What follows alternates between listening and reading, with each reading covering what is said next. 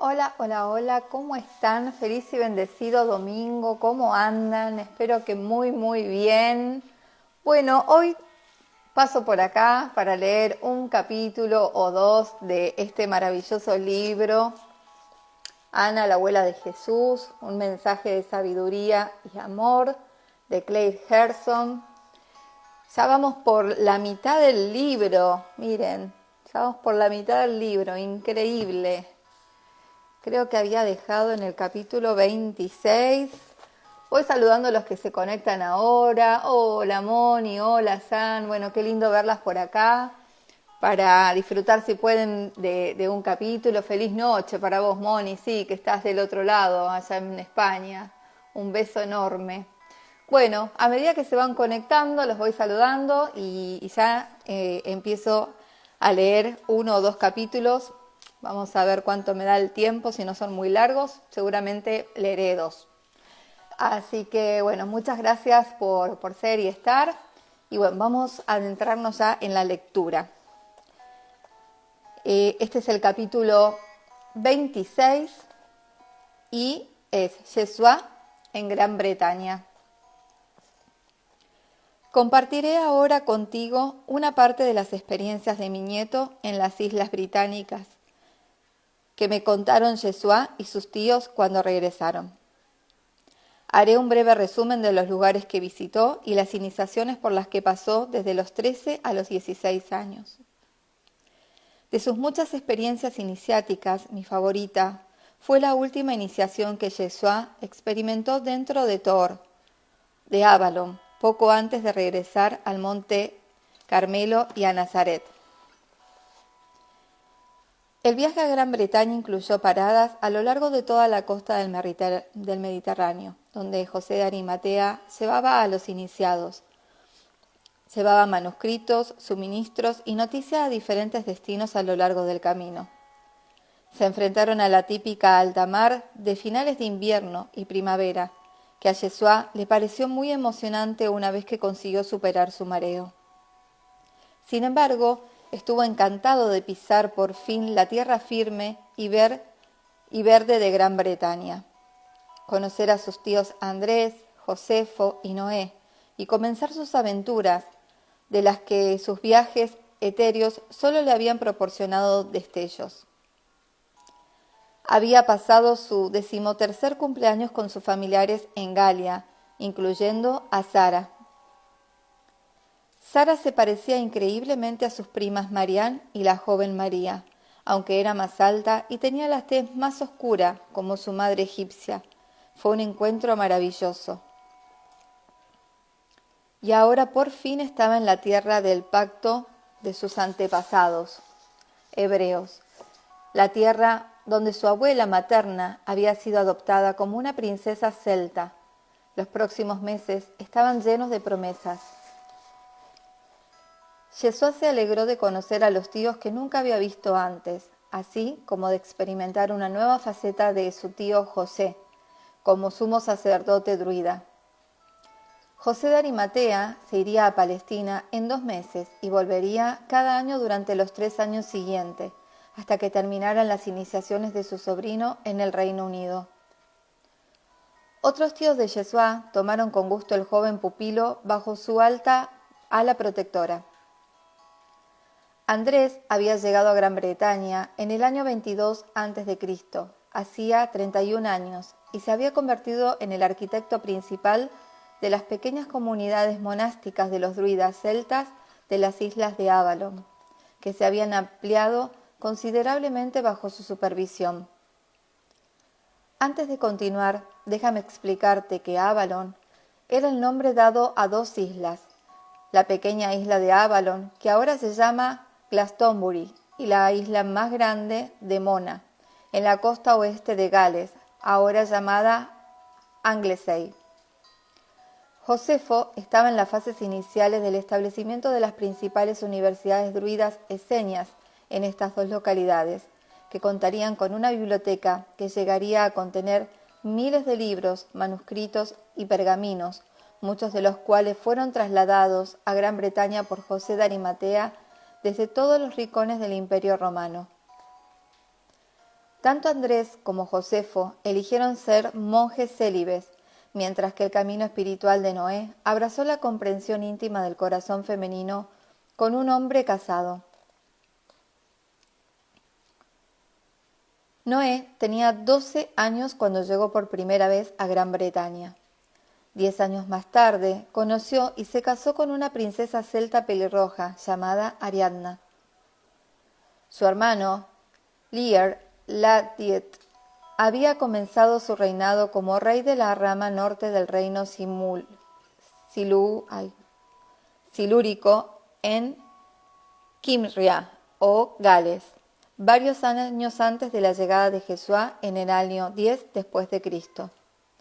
Noé era reconocido como un bardo dentro de las órdenes druidas.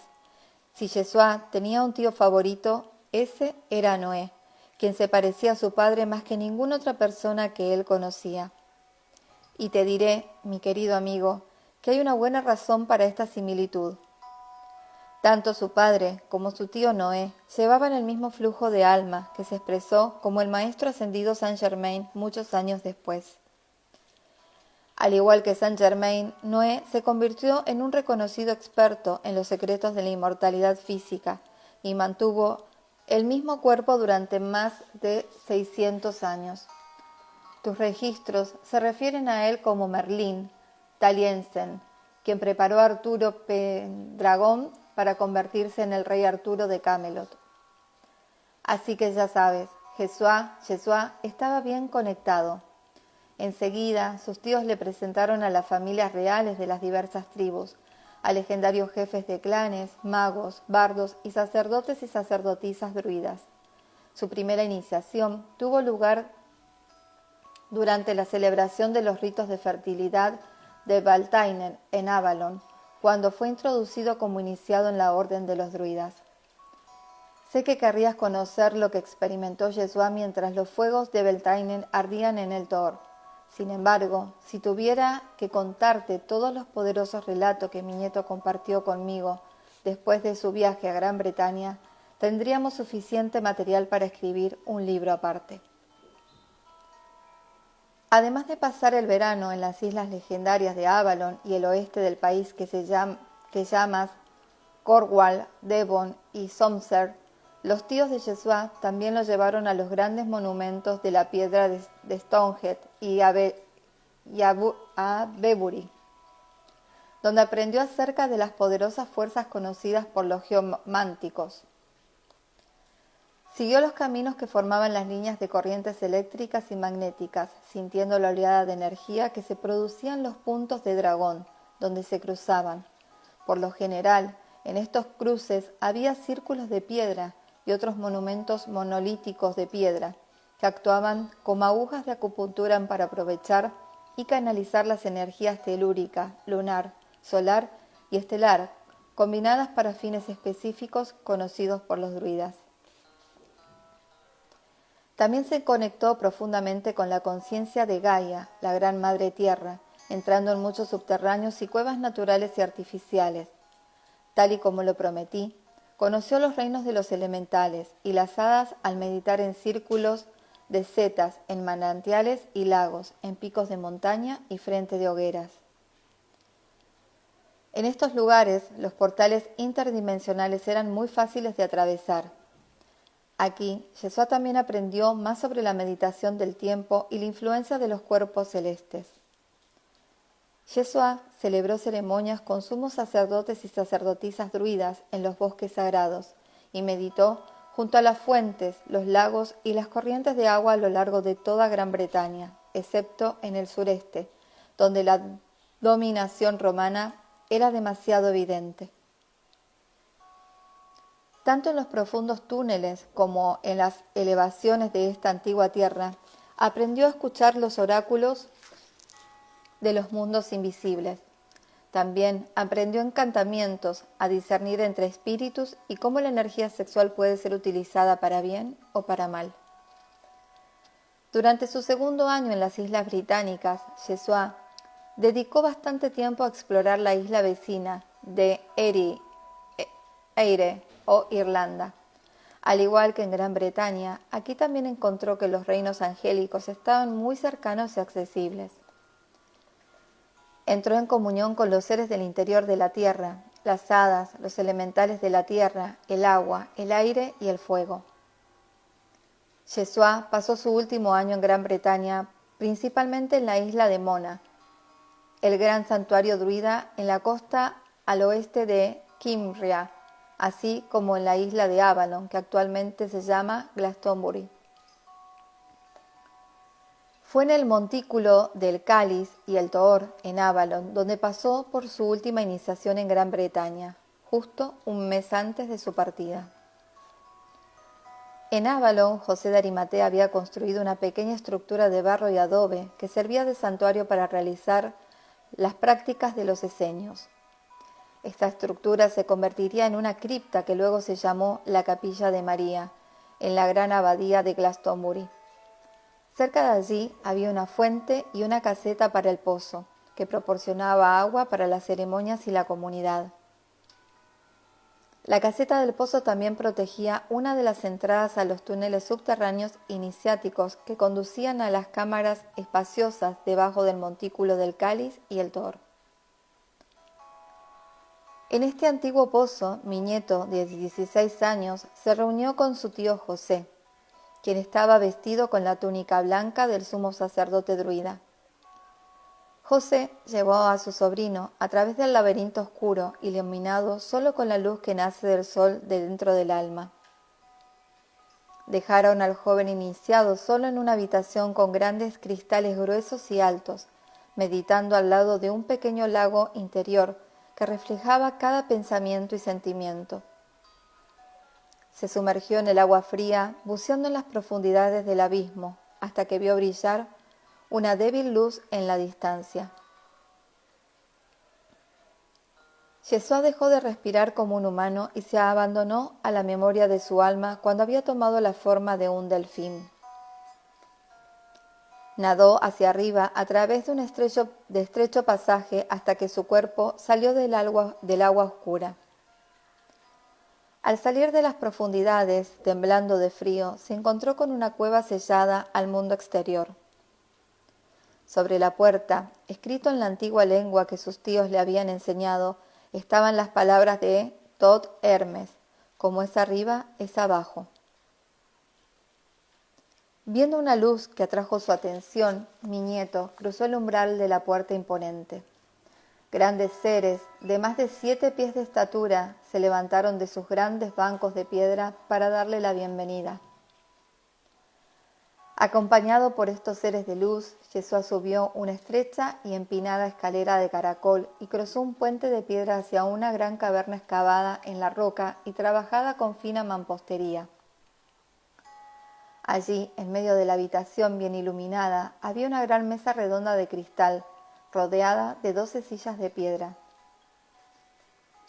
Al mirar a su alrededor no pudo encontrar ninguna fuente evidente de luz. En este lugar no se proyectaba ninguna sombra, todos brillaban desde dentro. Yeshua tembló con esta energía de autoiluminación y supo que en el futuro iba a ser importante recordar esta experiencia y su especial vibración. Entonces uno de los grandes seres lo cogió de la mano. Este ser era anciano, de varios miles de años terrestre de edad. Sin embargo, su rostro traslúcido brillaba como una chispa de ingenio y sabiduría sublime. Torak, que así era su nombre, le informó que él era uno de los sacerdotes que habían sobrevivido al hundimiento de la Atlántida. Había ido con las naves de luz a la ciudad subterránea de Tot, debajo de la Gran Pirámide. Cuando las aguas de la tierra finalmente se retiraron, dejando al descubierto las antiguas tierras que ahora se llaman Gran Bretaña, Torat, fue allí cuando su esposa, Torjana, para devolverle el equilibrio de la divinidad femenina a la gente de la tierra, que todavía estaba afligida. De esta manera se esperaba asegurar la supervivencia de la humanidad ante cualquier holocausto futuro. Así fue que Torak y Torjana optaron por permanecer más tiempo sobre la faz de la tierra. Torat entonó palabras remotamente familiares a los oídos de Yeshua para ayudar a este joven iniciado a recordar las lenguas de luz y los portales estelares azules de Orión y Sirio. Dijo que pertenecía a un linaje de videntes y magos que conservaban cierta sabiduría inviolable ante la manipulación de los hijos de la oscuridad. Los que lo amaban y le temían lo conocían como Merlín. Déjame decirte que mi querido nieto pasó con Torat una noche y un día, pero el paso del tiempo no se midió como tal y como lo conoces. Podrían muy bien haber sido años los que Yeshua compartió con esta gran alma, quien ya no calculaba el paso del tiempo por el movimiento del sol externo. Torat propuso a Yeshua sentarse muy quieto y meditar. Agachándose, tocó el pecho de Yeshua, luego se dio vuelta y se marchó en silencio. Torat sabía que lo que le daría más poder al muchacho era dejar que encontrara las respuestas que buscaba dentro de su propio corazón. Entonces Yeshua, sentado allí, comenzaron a acelerarse y a tomar forma en su mente recuerdos muy antiguos. A continuación, una misteriosa corriente de aire cálido lo envolvió como si fuera un suave capullo. Adormilado, empezó a cabecear, arrullado por el timbre delicado de unas campanas. A la vez que estos tonos altamente refinados lo llevaban cada vez más profundamente hacia el interior, se dio cuenta de la presencia de Thor Hannah, quien le anunció quien le anunció que representaba a la Madre Divina, tal como su amado Torat ya lo había dicho. El corazón de Yeshua se abrió más y más, a medida que, poco a poco, se daba cuenta de lo que había pensado que era el sonido de campanas, era en realidad la voz de la Madre Eterna. Riéndose a los sonidos líquidos e infinitos de su amor, sintió como si estuviera flotando en un océano inmenso. Sin ningún esfuerzo, la suave marea lo llevó al vasto corazón de la Madre. Llorando con el recuerdo, en el silencio más profundo y más fuerte de lo que cualquier sonido pueda describir, la Madre de la Vida le habló a todas las células del cuerpo joven de Yeshua, sintonizando la matriz de su forma para que recordara sus orígenes cósmicos y su nacimiento. Ella le dijo lo importante que era para él que sintiera y expresara durante toda su vida las energías sanadoras y nutrientes de la divinidad femenina que habitaban dentro de él. Ella le explicó que había encarnado en el plano terrenal durante un tiempo de gran oscuridad y sufrimiento, que estaba causado por el intento de la humanidad de separar la mente objetiva de la divinidad masculina del corazón intuitivo de la divinidad femenina. Abriendo su visión, ella le mostró los peligros y la profanación que se producirían sobre la Madre Tierra en los años futuros. Esto, dijo, era el resultado del creciente desequilibrio masculino. Ella le recordó que él y un grupo de compañeros cósmicos habían venido a ayudar a la humanidad a detener este ciclo de implosión descendiente de separación e involución. A través de una elección de la humanidad basada en el libre albedrío, la vida podría unirse conscientemente con la Madre Tierra viva, que ya estaba empezando a alinear su conciencia para su regreso ascendente a los reinos de la luz y unidad. Yeshua perdió la noción del tiempo, que permaneció sentado, recibiendo revelación tras revelación en un estado de ensueño, hasta que la presión de la mano de su tío José en su brazo lo despertó. Con entusiasmo, Yeshua comenzó a contarle a su tío sus experiencias y a hacerle todo tipo de preguntas de las que tanto deseaba tener respuesta. Pero antes de que pudiera terminar la frase, José le hizo señas indicándole que tenía que guardar silencio. Entonces mi nieto se fue de la cámara interior del Thor por una ruta mucho más corta y más fácil, como tan a menudo ocurre cuando se ha completado una iniciación, ascendiendo por otra escalera de piedra en espiral que llevaba a una salida oculta situada en la parte superior de un gran montículo de tierra. Cerca de un antiguo círculo de piedras en vertical, Yeshua salió al aire nocturno fresco y a los reflejos de la luz plateada que la luna llena proyectaba sobre la hierba cubierta de rocío y las aguas de Avalon. Hoy en día esa salida está enterrada debajo de los restos de la torre de San Miguel. Yeshua esperaba poder compartir sus experiencias con sus tíos a su regreso al edificio comunal, donde se alegró de encontrar un festín preparado en su honor. Sin embargo, los ancianos le recordaron que era mejor guardar sus experiencias dentro de su corazón por un tiempo, para permitirles magnetizar más revelaciones. De esta forma, en lugar de disipar el poder de su iniciación hablando de ello, la sabiduría obtenida de sus experiencias podía profundizarse en los días siguientes. Así fue como aumentó su confianza en su capacidad de encontrar respuestas y orientación enriquecedora dentro del amplio tesoro de su propio y poderoso Yo Soy. Y de esta manera continuó comprendiendo cómo su pequeño yo podía ser atemperado y alineado con un propósito mayor que obtener gloria para sí mismo. Pero más importante aún, mi nieto empezó a comprender plenamente la naturaleza y la obra de la Madre Divina, cuya presencia amorosa y fortalecedora sana el sufrimiento del mundo. Aprendió a estar quieto y permitir que esa presencia lo reconfortara en los momentos en los que se sentía solo o confundido.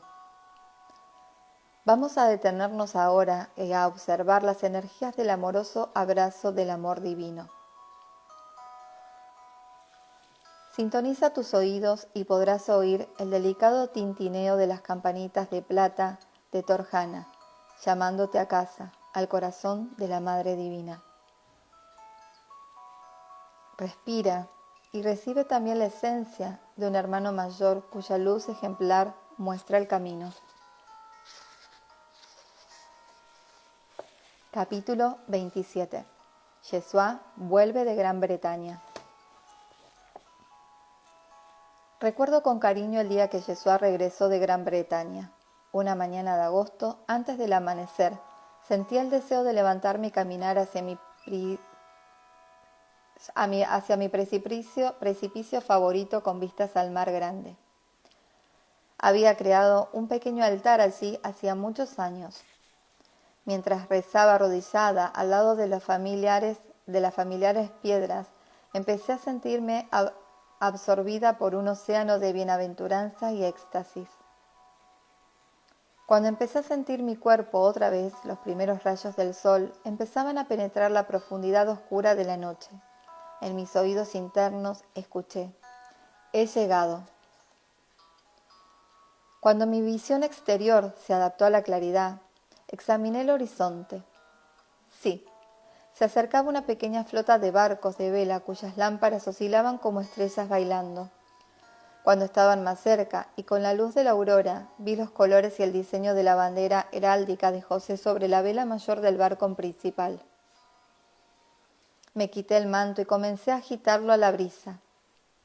La costa era rocosa y peligrosa, y por tanto los barcos tenían que navegar a una cierta distancia mientras se dirigían al pequeño puerto de Dor, unos pocos kilómetros hacia el sur. No obstante, estaban lo suficientemente cerca como para que pudiera ver a cada uno de los miembros de la tripulación. Pasaría por lo menos otro día antes de que Yeshua llegara al Carmelo. Y entonces lo vi. Yeshua saludó y acto seguido se zambulló en el mar. Lo miré, algo alarmada al principio, pero luego, de respirar profundamente, pude ver claramente que era un nadador muy fuerte. Su cuerpo delgado remontaba las olas mientras se dirigía a una estrecha franja de arena a lo largo de los acantilados. Luego de recuperar el aliento y con un pequeño bulto atado a su cintura, comenzó a escalar. Hacía mucho tiempo, los antiguos que una vez vinieron aquí habían tallado asideros y cornisas estrechas para poder escapar de las tribus nómadas merodeadoras que querían llevarlos cautivos. Yeshua había explorado este camino empinado cuando era niño y lo recordaba bien. De hecho, Esta ruta traicionera era una de las muchas pruebas de valor e intuición que había pasado en una noche de niebla y sin luna, poco antes de irse a Gran Bretaña. ¡Ay, cómo había crecido durante estos últimos 3 años! Era más alto que yo y venía con una sonrisa de oreja a oreja. Su pelo largo y húmedo olía a mar. Sal y arena brillaban en su bronceado cuerpo sudado. Me dolía el corazón con un creciente éxtasis al observar la extraordinaria belleza de mi nieto. Respiro profundamente y una vez más los efectos del largo ascenso disminuyeron gradualmente. Su respiración volvió a la normalidad. Nos quedamos allí, mirándonos el uno al otro. Estábamos tan contentos de estar juntos otra vez. Era evidente que sus tíos, José de Arimatea, Andrés, Josefo y Noé, habían hecho un buen trabajo en la preparación de este joven para sus próximas pruebas. De repente, ambos rompimos a carcajadas hasta que empezó a temblarnos todo el cuerpo. No éramos capaces, ni lo deseábamos, de detener este inesperado regreso a la inocencia y la alegría infantil. Yeshua me cogió en sus brazos, como lo había hecho hacía mucho tiempo a su regreso de Sinaí, y me dio vueltas y vueltas hasta que ambos estuvimos mareados, riendo todo el tiempo. Cuando finalmente nos recompusimos, nos dimos cuenta de que el día ya había comenzado en el Carmelo. Una campana a lo lejos llamaba a la reunión para la oración de la mañana. Cerca de allí se oían los válidos y el tintineo alegre de las campanas de ovejas y cabras. Entonces, escuchamos el sonido de bienvenida de Natanael Bartolomé, quien dando una zancada se citó a nuestra vista. Natanael era el pastor que se había arrodillado en Belén ante Yeshua cuando era un bebé recién nacido. Había sido uno de sus mejores amigos más fervientes y confidentes durante los 5 años que Yeshua había estado en el Carmelo, Nazaret y Qumran. Natanael quería acompañar a su amigo a Gran Bretaña, pero los ancianos habían decidido que sería más beneficioso para Yeshua ir solo. A excepción de las ocasiones en las que estuvo con su tío José de Arimatea, Yeshua tuvo que someterse a iniciaciones de la orden de los druidas con familiares que no había conocido antes. Yeshua corrió a los brazos de Natanael. Eran casi de la misma altura, delgados y muy bronceados. Natanael tenía 28 años y aún estaba soltero. Estaba feliz de ver a su querido amigo de nuevo. Llorando, llevó a Yeshua rápidamente a su pecho y besó sus mejillas, donde habían crecido una ligera barba. Al observar a estos jóvenes regocijándose en su encuentro, mi corazón latía tan rápido que no podía hablar. Finalmente, dándose cuenta de que Yeshua estaba realmente aquí, Natanael Bartolomé lo sostuvo a la distancia de sus brazos extendidos, mirándolo profundamente a sus ojos sonrientes de color gris azulado. Entonces, después de abrazarse una vez más, comenzaron a correr hacia la puerta oeste. Me quedé con las ovejas y las cabras, pero no me importó. Podía estar en silencio y albergar en mi corazón las buenas noticias de su llegada. Después de que Absalón viniera a revelarme con la manada, me encontré en la puerta con Mariam, que estaba fuera de sí de alegría por el regreso de Yeshua. «Tenemos que preparar una gran fiesta para mi querido hermano», exclamó Mariam, mientras me agarraba del brazo apresurándome hacia la cocina. Todo el mundo estaba alrededor de Yeshua, atosigándolo con preguntas y abrazos. El ritual comunitario se dejó de lado. La joven María se mantuvo mirando desde una puerta, observando a su primo y sintiendo olas de alegría y pasión que subían y bajaban por cada célula de su cuerpo. ¿Qué iba a hacer con toda esa energía, ahora que su cuerpo maduro revelaba el amor de una mujer por un hombre? Le pidió a los ángeles que le devolvieran la calma y la dignidad.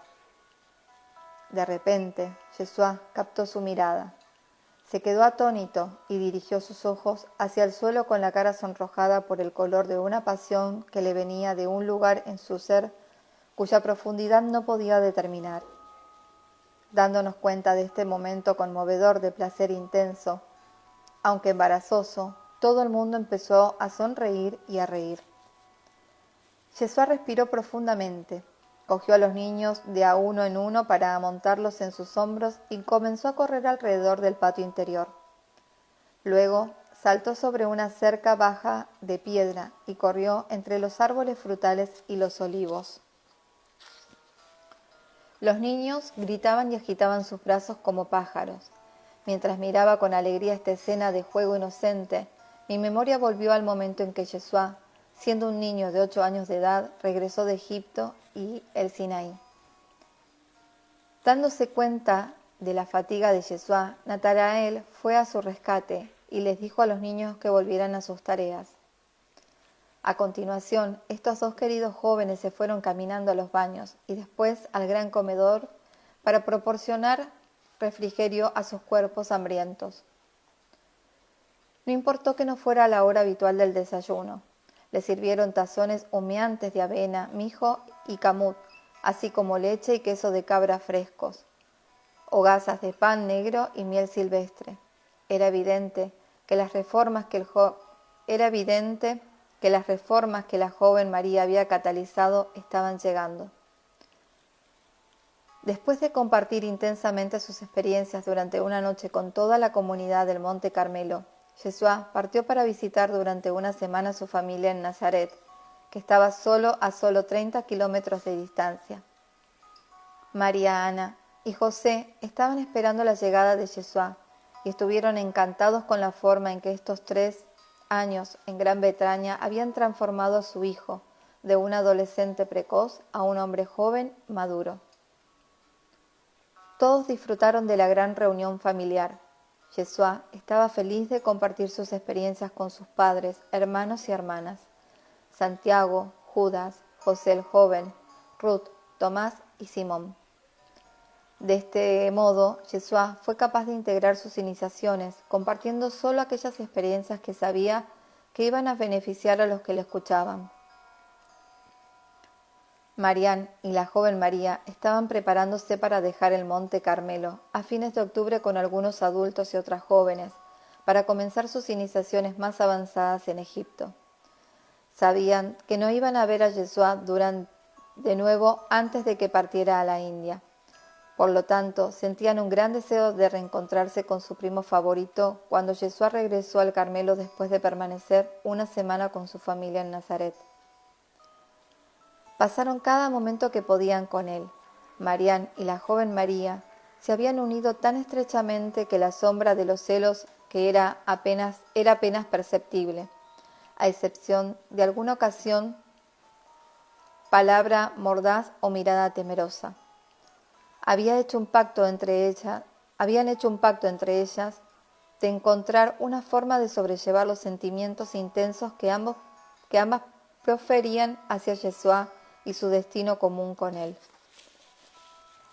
Cuando llegó el momento de irse a Egipto, José de Arimatea acompañó a la joven María, Marián y a los otros a Alejandría en uno de los barcos de flete.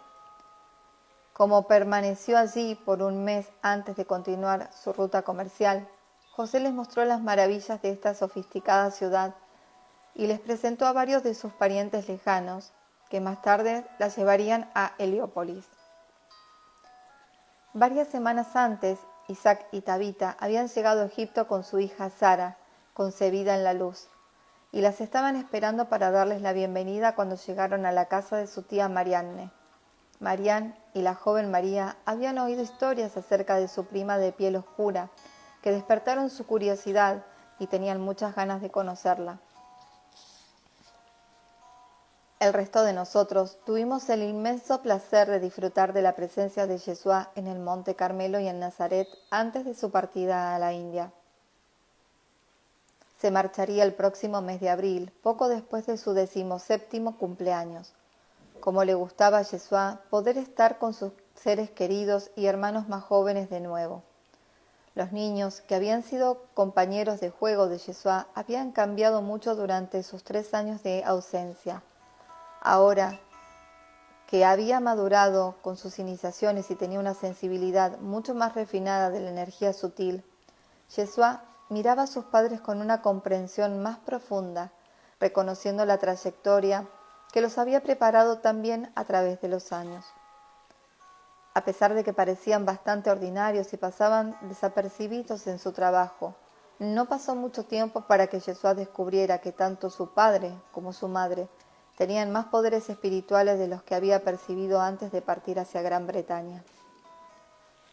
A menudo llevaba a su madre o a su padre aparte, y en la intimidad les pedía su consejo respecto a cómo hacer para cultivar sus dones espirituales. En tales ocasiones, también le preguntaba lo que los ángeles les habían dicho acerca de él y el trabajo que había venido a hacer a la tierra. De los hermanos de Yeshua, Santiago y José el joven parecían ser los más interesados en su espiritualidad. Les encantaba unirse a su hermano mayor y sus padres en discusiones elevadas y largas meditaciones. Judas, sin embargo, estaba más interesado en las maravillas del mundo natural, lo que demostraba cultivando el jardín de su madre y criando animales. A medida que pasaban los meses, la estima de Yeshua por su humilde padre aumentó. Deseaba mucho seguir el ejemplo de su padre. A pesar de que no había conocido a su abuelo Joaquín, las historias que le conté sobre la gran fuerza y devoción espiritual de Joaquín inspiraron a mi nieto. Cuando se dio cuenta de que gran parte de la sabiduría de estos dos hombres que habían adquirido provenía de los años que habían estado en la India, su afán de partir y obtener la misma sabiduría para sí se multiplicaron cada día. A pesar de que el viaje sería largo y peligroso, se esforzaba con energía en los preparativos necesarios para partir cuando estaba planeado. Santiago sentía que también tenía que ir, y cuando José el joven imploró a sus padres para que lo dejaran ir con sus hermanos, le dijeron firmemente que orarían al respecto. José de Arimatea comprendió que sería conveniente contar con un familiar cercano para que actuara como guardián de los muchachos, ya que su padre se quedaría en Nazaret. Después de llevar a su hija y a las otras jóvenes iniciados a Egipto, José prosiguió al sur de Galia y Gran Bretaña, como era su costumbre. Mientras estaba en el Languedoc, se reunió con sus hermanastros Isaac y Jacob. Cuando les informó de la noticia de que Yeshua iba a peregrinar a la India, Jacob supo de inmediato que su sueño de avanzar en sus iniciaciones en la India podía ahora hacerse realidad. Aceptó con gusto la invitación de ir con sus sobrinos. Cuando José de Arimatea regresó a Palestina, Jacob se dirigió inmediatamente a Nazaret y al Monte Carmelo para reunirse con los miembros de la familia que no había visto en muchos años. No le llevó mucho tiempo hacer los preparativos necesarios para acompañar a sus sobrinos hasta el valle de El Indo y al Alto Himalaya. En cuanto vi a Jacob, quien no parecía tener más de 40 años de edad, me sorprendió que su aspecto era muy parecido al de su padre en el momento en que nos conocimos. Después de recibir sus iniciaciones avanzadas en Egipto, Jacob también había llegado a dominar los secretos de la longevidad. Por lo tanto, era muy difícil de creer para la mayoría de la gente que su aspecto robusto correspondía a una persona de 62 años de edad. Uno de los primos de José ben Jacob, que había hecho varios viajes a la India como comerciante, fue contratado para actuar como guía principal y armador de la expedición. Se acordó que el padre de los niños también viajaría como su consejero espiritual y supervisor.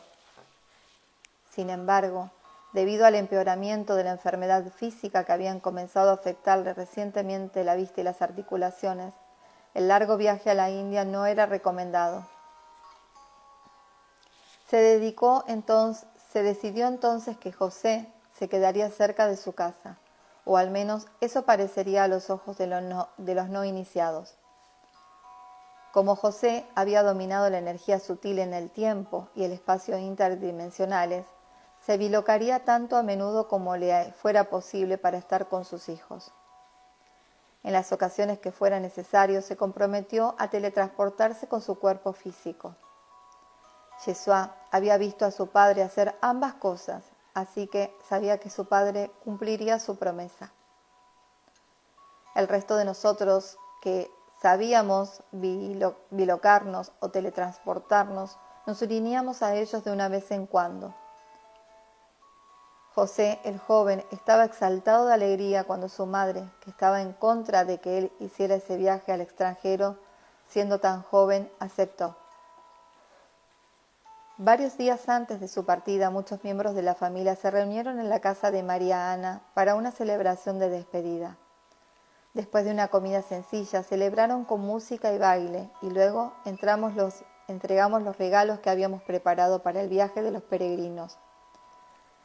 Había hecho alforjas para mi hijo, Jacob, y mis 3 nietos, en las que había puesto todo tipo de hierbas curativas y aceites, piedras curativas y amuletos de protección. María Ana había tejido fuertes correas de lino teñidas con colores brillantes, que dio a su hermano y a sus 3 hijos. De estos cinturones colgarían cuencos de madera, intrínsecamente tallados, y calabazas pintadas para beber y comer, que tanto ella como José habían hecho a mano. José dio a su cuñado e hijos mayores unos mantos pesados, que podían extenderse para dormir o ser usados como capas para protegerse del sol o la lluvia. Antes de irse a Egipto, Marián y la joven María habían tejido cada una túnica para Yeshua de la lana más fina y se las habían dado a María Ana para que las guardara para esta ocasión. Natanael le dio a cada uno de sus amigos un par de sandalias resistentes.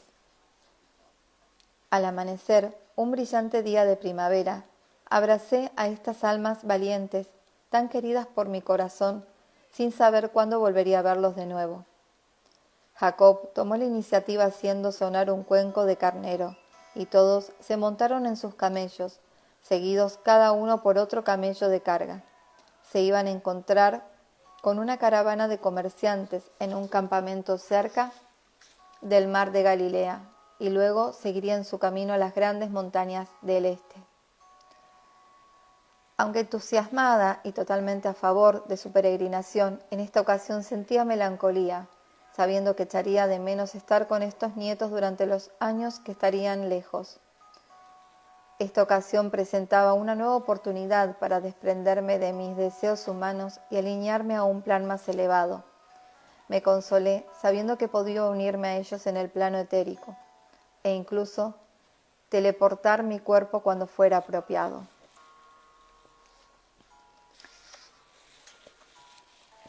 No sé, a ver si continúo con uno más, si no es muy largo. Sí, voy con uno más. Capítulo 28. Yeshua relata su viaje a la India. Pasarían 7 años antes de que Yeshua volviera de su viaje a la India y los Himalayas. Durante ese tiempo permanecí en el Monte Carmelo enseñando a jóvenes de ambos sexos. Los ayudé a que comprendieran completamente la alineación de las energías con su Creador. Les enseñé a preparar sus mentes, cuerpos y almas para las iniciaciones que demostrarían su compromiso con la verdad de unidad más elevada en su interior. Muchos vinieron al Carmelo, pero pocos abandonaron la formación después de haber empezado, pues habían sido entrevistados profundamente y debían cumplir altos estandartes. Nadie entraba en la escuela de misterio del Monte Carmelo, independientemente de su edad, a menos que fuera capaz de responder con éxito a las pruebas. Durante muchos años, y de hecho muchas generaciones, continué al frente de la escuela de iniciaciones de los jóvenes en el Monte Carmelo. De vez en cuando venían parejas y personas para recibir las iniciaciones y las disciplinas de la concepción en la luz, para concebir niños altamente evolucionados. Algunos buscaban mi sabiduría sobre las prácticas de la regeneración celular y la inmortalidad física. Hay muy poco que informar de los años en los que esperamos el regreso de Yeshua. Por lo tanto, retomaré nuestra historia en el punto en que mi nieto regresó a casa de sus padres en Nazaret, a la edad de 24 años, a finales del verano del año 21 después de Cristo. Hubo muchos cambios en todos nosotros durante estos años. Mariana tenía ahora casi 41 años de edad, a pesar de que parecía no tener más de 30, y Ruth tenía casi 16 años. Esther, Salomé y Simón tenían 13. Algunos de sus hijos y sus descendientes habían pasado al otro lado del velo mortal, y había otras almas que atravesaron el velo para tomar cuerpos en este lado. Cuando llegó la noticia de que Yeshua había regresado con su hermano Santiago y su tío Jacob, hubo una reunión familiar en casa de Mariana para celebrarlo. Nos contaron que José el joven se había casado y había optado por permanecer en la India, lo cual generó sentimientos contradictorios. Había sido acogido como yerno por un rishi rico y se había establecido como un prometedor médico ayurvédico.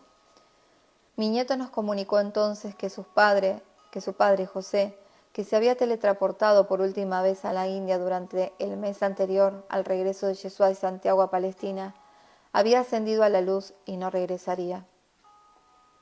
Yeshua explicó que compartiría su historia con la familia extensa más tarde, después de que Santiago, Jacob y él hubieran dado un informe completo a Mariana.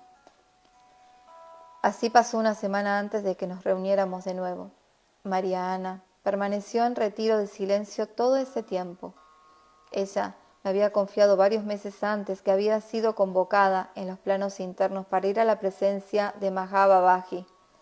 No había compartido conmigo todo lo que había oído o visto, pero sí reveló que José fue llevado a la luz y que no iba a volver a ella en el plano físico.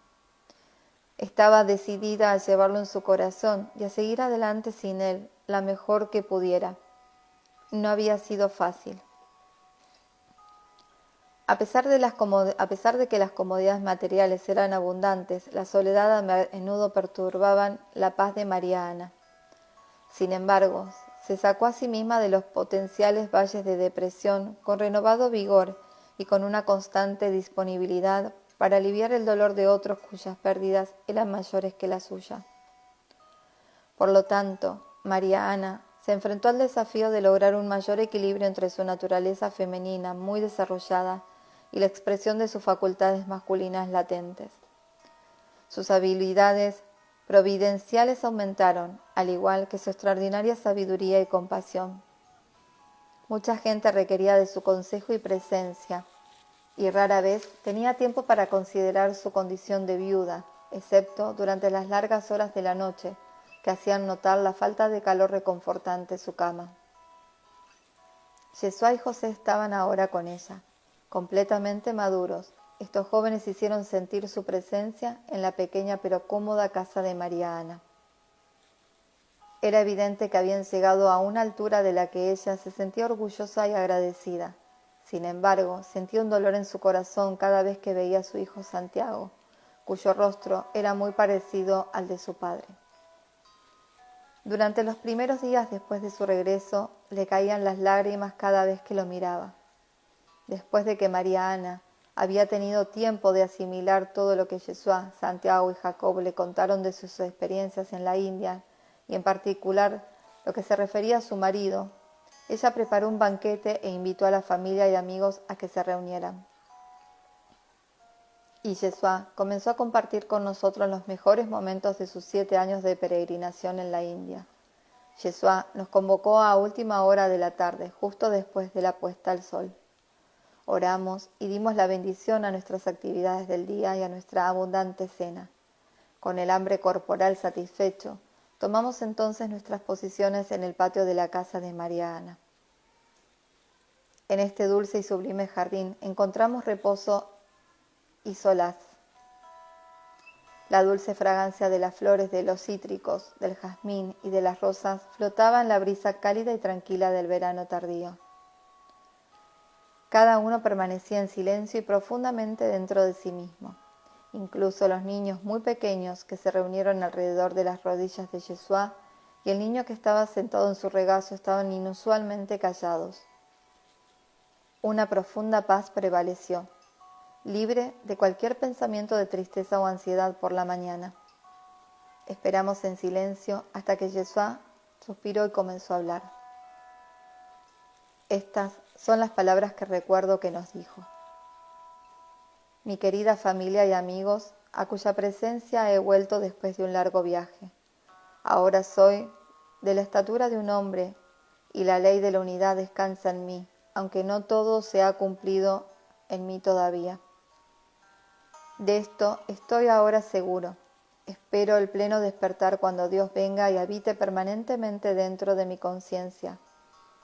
Esto también sé. No soy yo el que hace las obras, sino mi Padre Madre, que se mueve y respira conmigo. Me ves ahora como alguien que ha regresado a vosotros. Me recuerdas como hijo, sobrino, hermano y primo. Pero te digo que esto es tanto verdad como mentira. Yo soy Yeshua ben José y soy aquel que trascendió mi apellido para recibir el nombre inefable. Así he vuelto a vosotros, en equilibrio entre el recuerdo del ayer que desvanece y el sueño hecho realidad del mañana. Estoy con vosotros plenamente en este momento presente. Os diré más. Os traigo saludos de mi padre terrenal, José. También os transmito los saludos gratos de mi hermano José el joven, a quien muchos llamáis José, quien ha tomado la decisión de permanecer en la India. Durante el curso de nuestras andanzas en los últimos 7 años, mis hermanos y yo desarrollamos un profundo amor y aprecio por nuestro tío Jacob, cuya presencia iluminada y compasiva enriqueció enormemente nuestros viajes. De vez en cuando, durante el curso de nuestra peregrinación, nuestro amado padre José caminó con nosotros. Tanto los ricos como los pobres nos dieron la bienvenida y fuimos invitados a impartirles nuestra sabiduría. Leímos textos sagrados y hallamos que el origen de esta sabiduría se remonta a la Atlántida, Lemuria e incluso a épocas doradas anteriores. Tan antigua era esta sabiduría que me estremecí ante la magnitud de estas grandes mentes que habían reunido estas verdades y que las habían puesto por escrito. Muy pronto aprendí a leer, escribir y hablar en el idioma sánscrito. También aprendí varios de los dialectos vernáculos con el fin de dialogar con los pueblos indígenas. Permanecimos durante 4 años en los campos, los pueblos y las ciudades de los ríos Sindhu, Indo, Ganga, Ganges y Brahmaputra. En el camino nos encontramos con muchos grandes maestros hindúes y budistas que habían alcanzado la maestría de sus almas en el plano físico. Vi muchas maravillas allí. A los lugares altos me fui sin bolsa ni alforja. Como los lirios del campo, iban provisto con las ropas y los sustentos suficiente para el día. Fui guiado a cuevas y grandes templos, donde recibí muchos testimonios de luz suprema de nuestro Padre y Madre Celestial. Mi querido Padre era extraordinario. Yo no lo había aprendido plenamente durante mi infancia. Ante mis ojos se convirtió en una maravilla de hombre. Él nos había hecho saber antes de nuestra partida a la India que se bilocaría a menudo y que de vez en cuando se teletransportaría desde Nazaret a puntos clave de nuestro viaje. Y así lo hizo, sirviéndonos magníficamente de guía y presentándonos a varios maestros y adeptos. Nos recogimos con sus apariciones imprevisibles en esas ocasiones y agradecimos cada vez más el ejemplo extraordinario de nuestro Padre. En ningún momento se enorgulleció de sus habilidades o mostró su talento para engrandecer su pequeño ego. En el aspecto exterior mantuvo un semblante tranquilo, reservado y sin pretensiones. A menudo su barba totalmente canosa revelaba una sonrisa contagiosa. A veces irrumpía silbando una melodía, una historia cómica o una broma que aligerara el aire que se había hecho pesado con un discurso académico o el lamento piadoso de un ego herido. Mi padre parecía invencible, nunca se cansaba, nada agitaba sus plumas, y si hubo ocasiones en las que estuvo cansado o irritable, no me di cuenta. Sin embargo, también sé que abrazó su humildad y que era compasivo con la condición humana. Ciertamente deseaba que yo no lo pusiera en un pedestal, aunque a veces mi descarada adoración por él se hacía tan grande que no podía evitarlo. En esos momentos me ayudaba a reclamar las energías que había proyectado sobre él. Con amabilidad me sugería que transformara mi veneración hacia él en una profunda reverencia por la gloriosa del Padre Madre que habitaba dentro de mi corazón y en toda la vida. Qué espejo era mi padre. Sabía exactamente en qué momento yo estaba entrenando mi poder. Nunca lo tomó para sus propios fines, sino que me pedía que escuchara y siguiera la fuga de energía hasta que la recuperara. Esto no fue siempre fácil. A veces mis pensamientos, sentimientos seguían un camino tortuoso y eran tomados y calificados por cualquiera, visible o invisible, que condicionara el poder de reforzar la percepción de un yo inferior, inadecuado o inseguro. Mi padre me enseñó también a conocer mi conexión con la totalidad de la vida. Me enseñó a reverenciar la fuerza de la vida y me mostró cómo mi sustancia energética podía sostener y potenciar la vida o, por el contrario, ser drenada por mi falta de atención, mi ignorancia o inseguridad para alinear las adicciones ilusorias de aquellos aspectos de mí mismo aún no transmutados, que se identificarían con el miedo, el conflicto y la carencia. Nos aventuramos a las ciudades de Kanyakubja, Benares y Pataliputra. Nos bañamos en el río Ganga y cantamos los nombres de Dios, el Creador, Brahma, y el sostenedor, Vishnu. Él, ella, que devuelve todo lo que es a su origen sin forma, Shiva. También celebramos los nombres y atributos de la Gran Madre en templos, santuarios al aire libre. Mi padre me enseñó la naturaleza de los fakires, sadhus y tántricas, que expandieron aún más mi comprensión de la relación mente-cuerpo. A través de su ejemplo de sabia compasión, llegué a apreciar a cada uno de los caminos que conducen a Dios, sin importar si es ascetio o trascendente o si está inmerso en los sentidos físicos. En Benares mi padre me presentó un maestro tántrico de las prácticas de la corriente del sonido y la alta alquimia, que también era muy buen músico. Este hombre sabio, nieto de uno de los gurús de mi padre, se había convertido en un amigo de confianza durante los años en que mi padre había estado en la India, mucho tiempo atrás. Este maestro me tomó como alumno y me enseñó a escuchar y a seguir el sonido infinito interior, a tocar ritmos intrincados en las tablas y a tocar la cítara de muchas cuerdas. Aprendí cómo las ragas, interpretadas en diferentes momentos del día, alteraban mi estado de conciencia y afectaban mi respiración, mis órganos internos y la absorción de energía y mis estados de ánimo. Estuve de aprendiz con este maestro durante un año, trabajando como artesano en su hogar. Estaba casado con 3 mujeres, las cuales eran muy hermosas y afables. Dediqué ese año a cultivar mi aprecio por el refinamiento estético aplicado a la naturaleza sutil de la energía vital y expresando la cualidad femenina de sustento en mi propia alma. Mientras viví con esta familia culta y sumamente espiritual, descubrí que no necesitaba poseer nada. Simplemente por atención agradecida mis necesidades y preferencias eran satisfechas. En esta casa había 9 hijas y 13 hijos.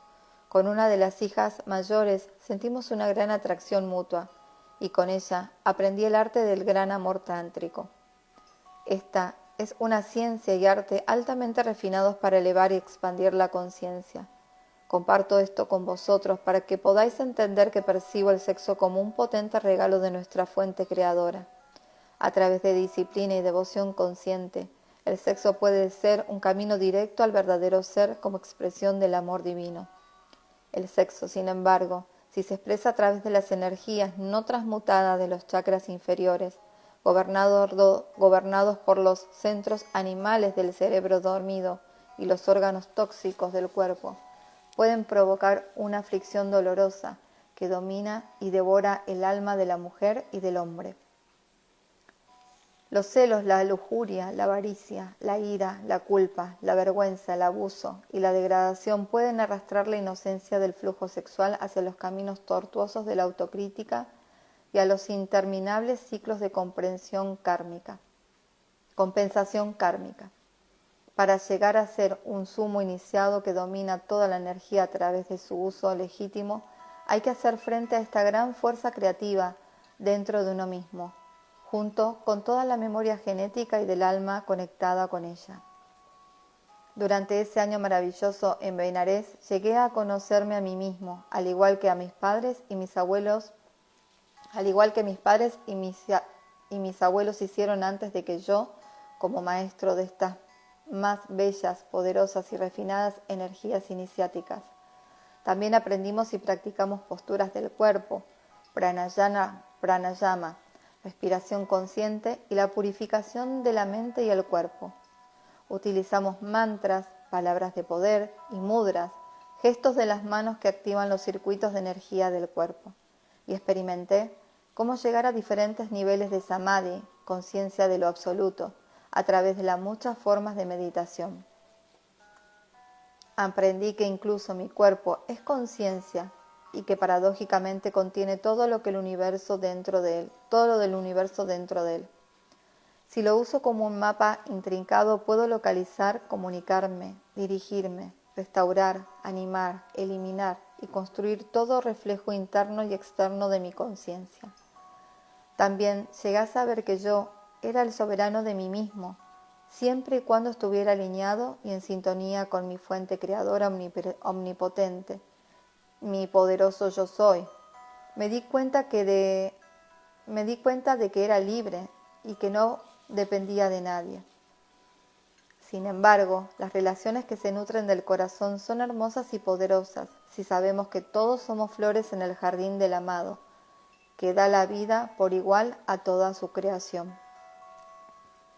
Estuve agradecido de que nuestro Padre nos llevara a una escuela como sea, donde los asuntos importantes de la vida se practicaran libremente con conciencia sabia y disciplina compasiva. Invitaré a Santiago a que comparta su experiencia después.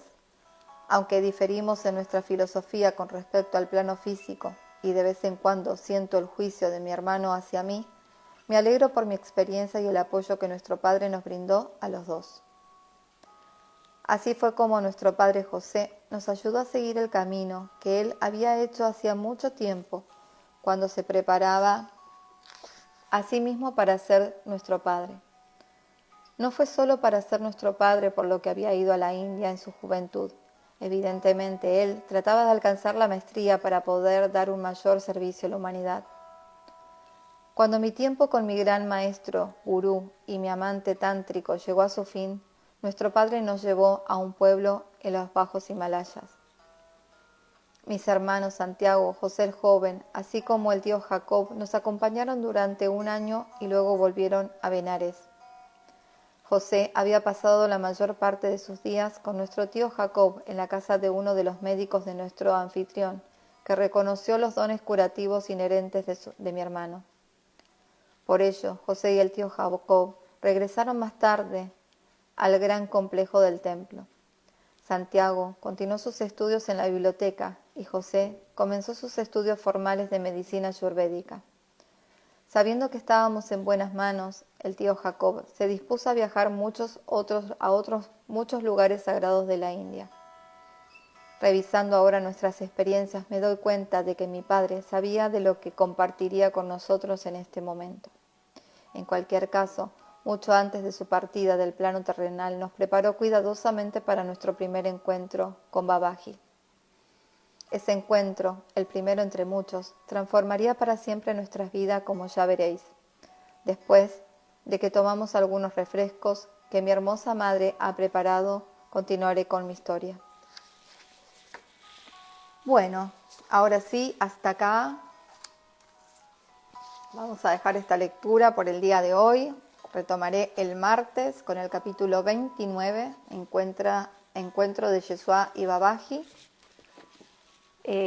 Bueno, muchas gracias a todos los que están acá en el directo. Gracias por pasar un ratito este domingo escuchando esta hermosa lectura.